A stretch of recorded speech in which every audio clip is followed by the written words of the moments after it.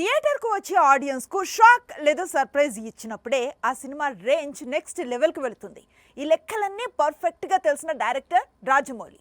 అందుకే మహేష్ మూవీలోనూ అలాంటి క్యారెక్టర్ ఒకటి సెట్ చేశాడట.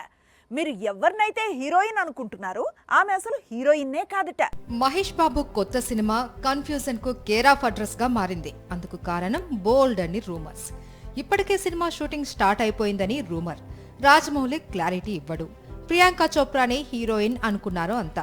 కానీ ఆమె కథానాయిక కాదు, ప్రతినాయిక అంటున్నారు.